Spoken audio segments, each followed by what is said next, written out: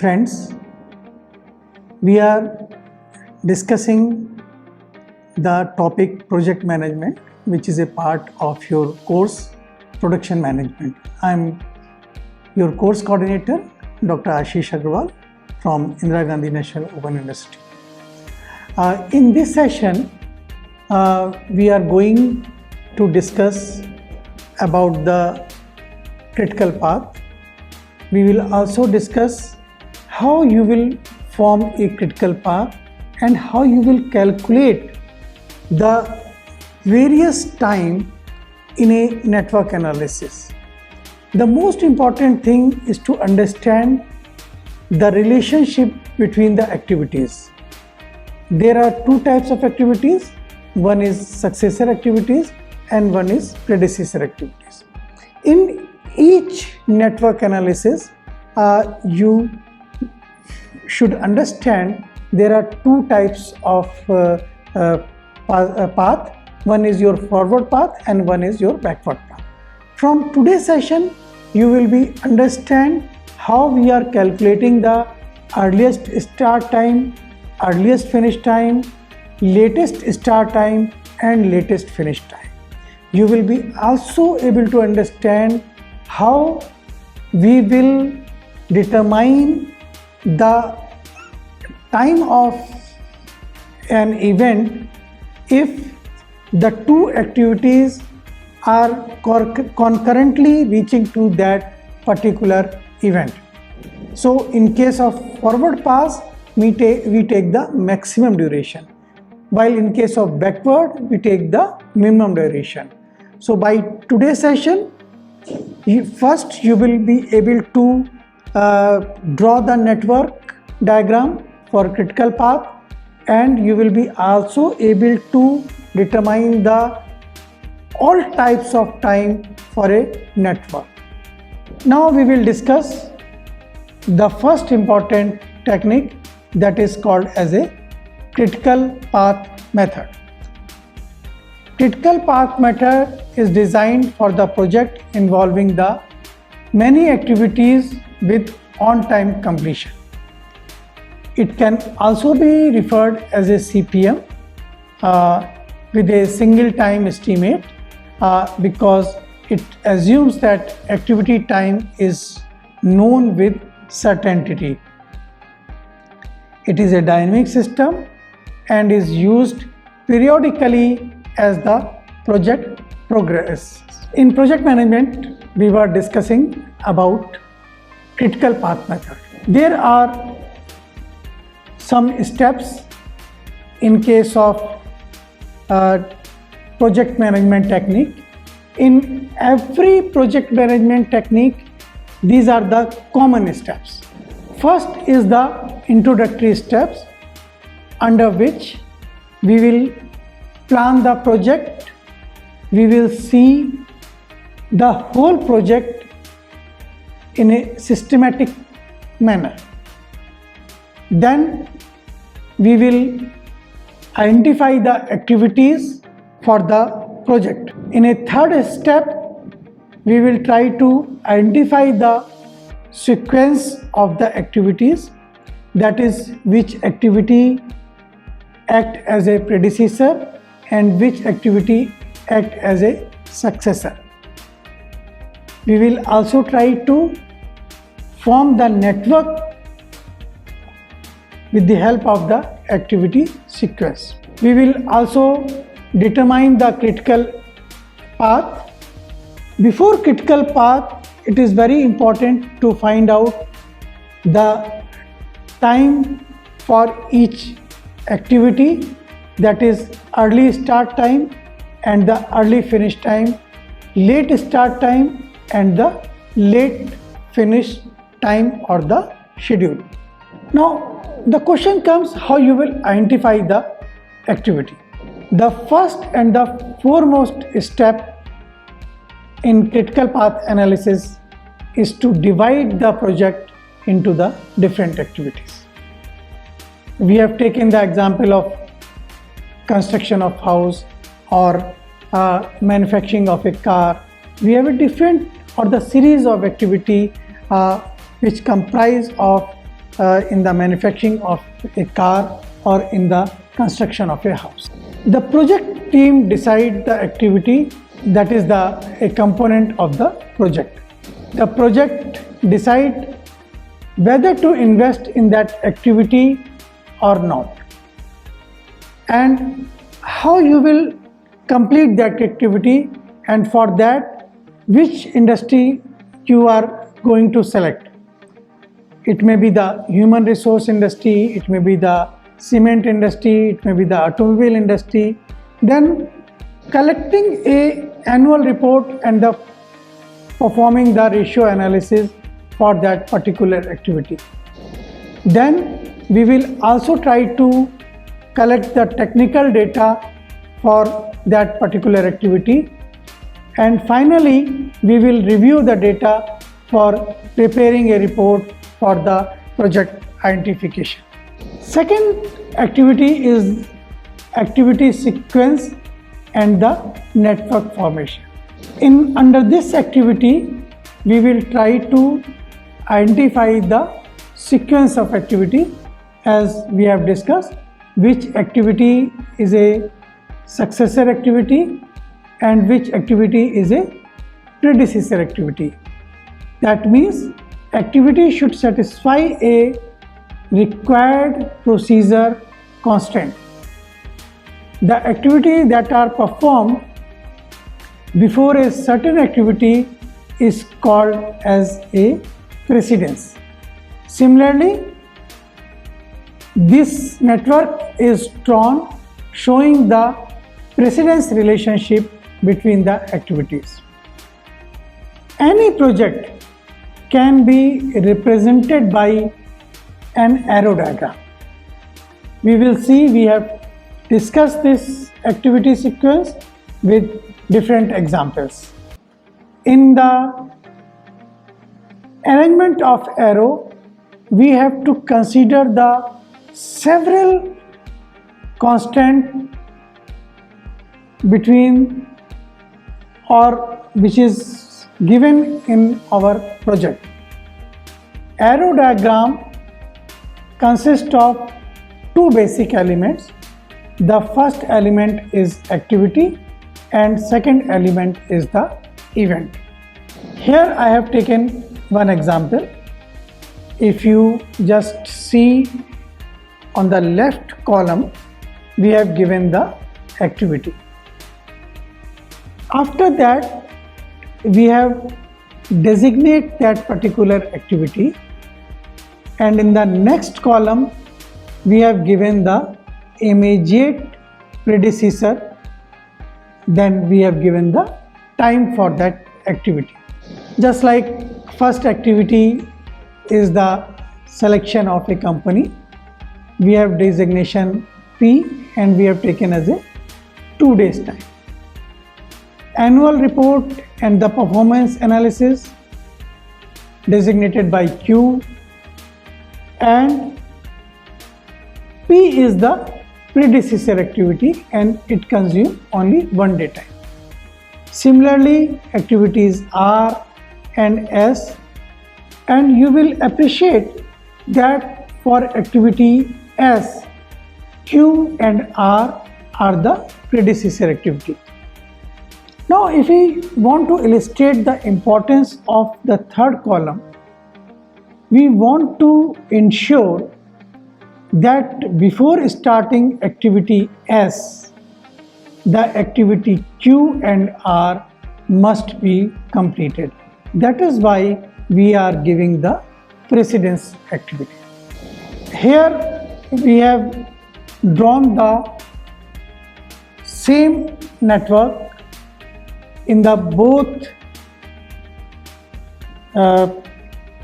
format. The first one is activity on notes and the second one is activity on arrow or activity on arc.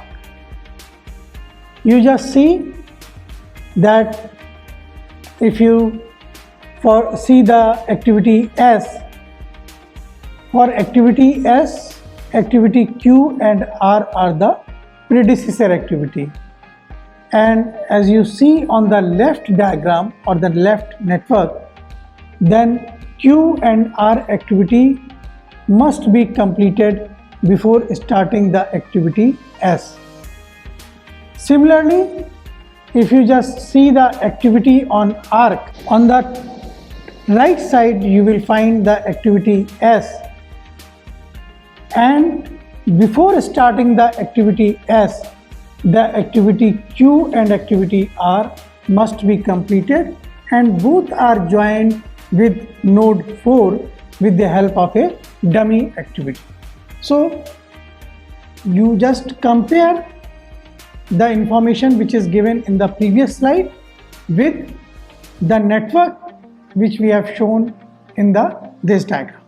Now we will explain how we are going to put the time after framing the network.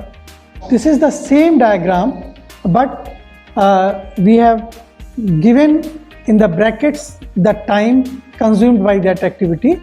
For example, if you just see that with P we have in bracket we have given 2. That means the activity P consumes 2 units of time. And before the starting of P activity, we have written 0, 0. That means we are starting from 0, and after completing the activity P, when we see the node 1, the starting of activity Q or activity R, the time consumption is 2 units. Now we will take the activity Q. The time taken by activity Q is 1 unit of time, and in the bracket it is mentioned 1 unit. And if we complete the arrow and we will come to node 2, 2 plus 1 will be the total time reaching to node 2. Similarly, for node 3, if you just see the activity R, the time to be consumed by activity R is 1 unit. So the total time, if we see the node 3, from node 1 to node 3, the activity R is required. Activity R takes 1 unit of time.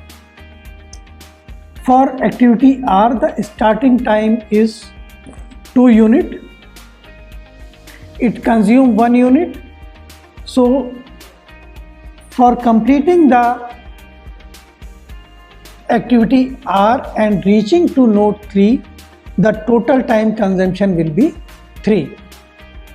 Now we have reached to node 2 and node 3. Now we have to reach to node 4. Node 2 and node 3 are joined with node 4 with the dummy activity which does not consume any time. After reaching node 4, the time will be again 3 units, since S activity will take 1 unit of time. Therefore, the time taken to complete the whole work will be 3 plus 1, that is the 4. This is called the forward moving. If you see, we can also move from unit 4 or the activity 4 to activity 5, and that is called the backward motion or the backward calculation of the time. Now there are certain guidelines for constructing the network. Each activity is represented by one and only one arrow in the network. Therefore, no single activity can be represented twice in the network. If I take the example of earlier network, P is the activity which is occurring only once in the network. Second important guideline is that no two activities can be identified by the same beginning and the same event. In such cases, an dummy activity or a dummy activity is to be introduced to resolve the problem.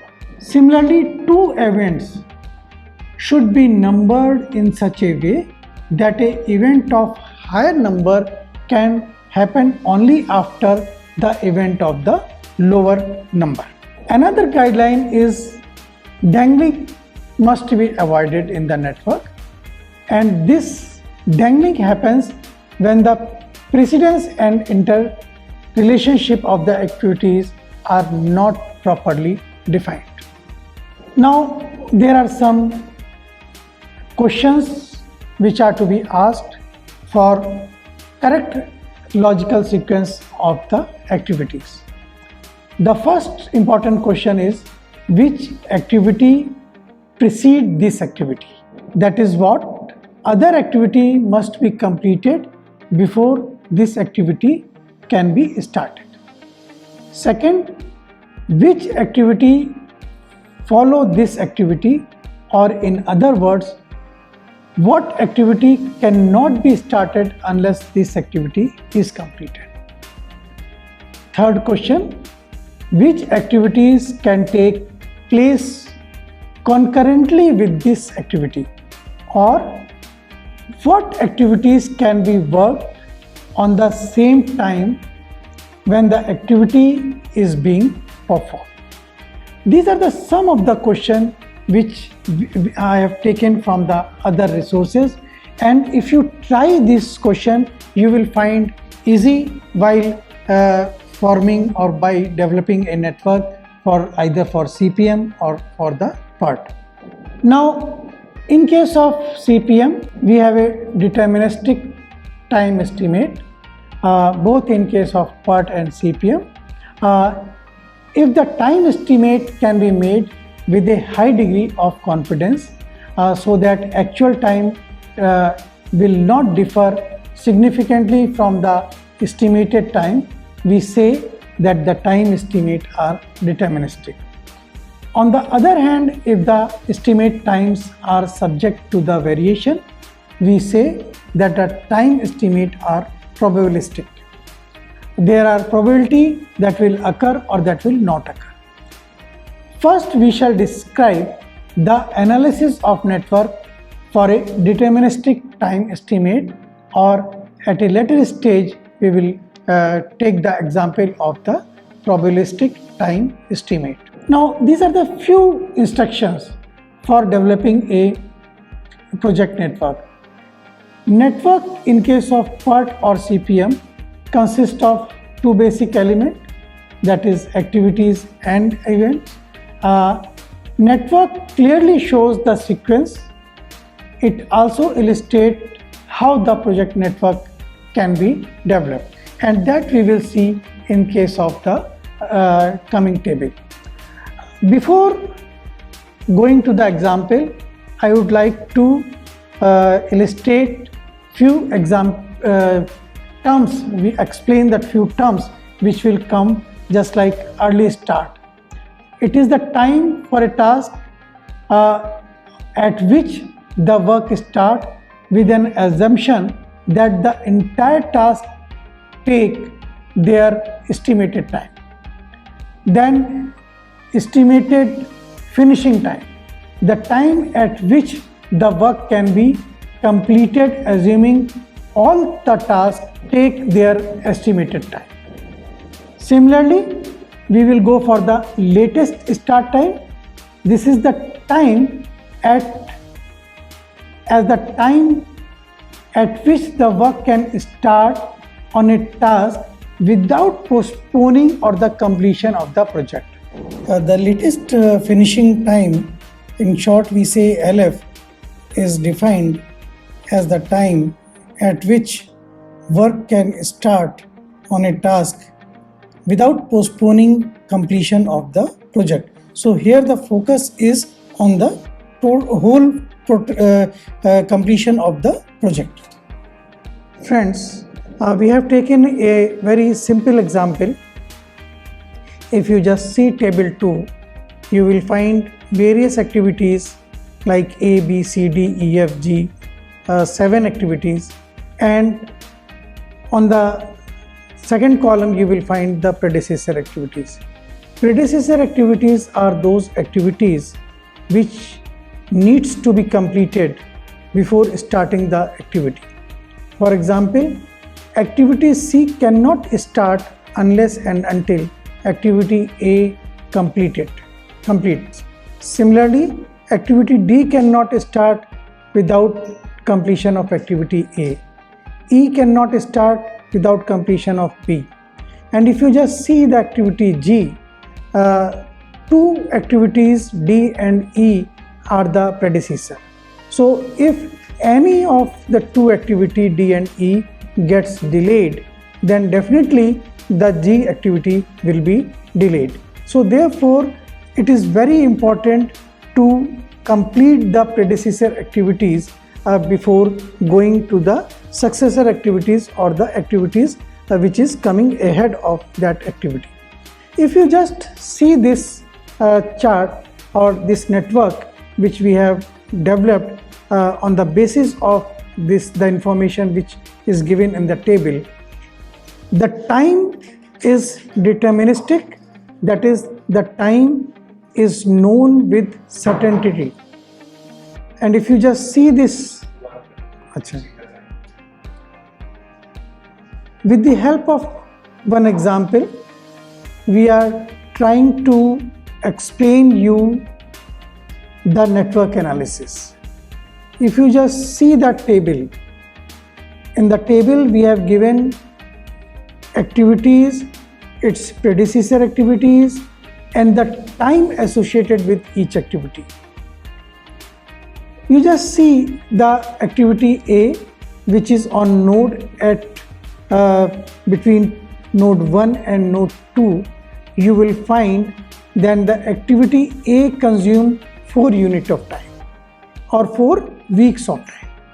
Similarly, activity B, which is between node 1 and 3, the activity B consume 3 units of time.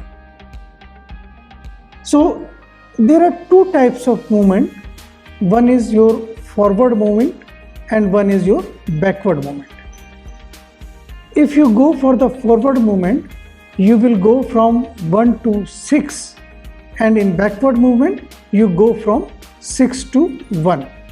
So if you find out the time for each activity or each node, you will just see, for example, if you move from node 1 to node 2, for activity A, it consumes 4 units of time, and the reaching time at node 2 will be 4 units.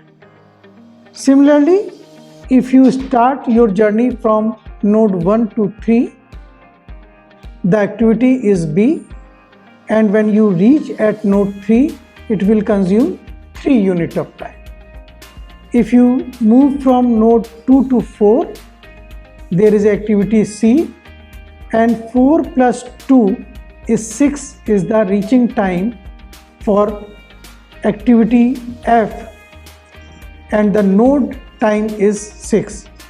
Similarly, if you start from node 3 to 5, the activity E consumes 6 units of time, and if you just see, if you are moving from 2 to 5, activity D is there which consumes 7 units of time. So 4 plus 7 is 11, and 5 plus 6, 3 plus 6 is 9. So we will take the maximum, that is 11. So for starting of G activity, 11 is the exact time.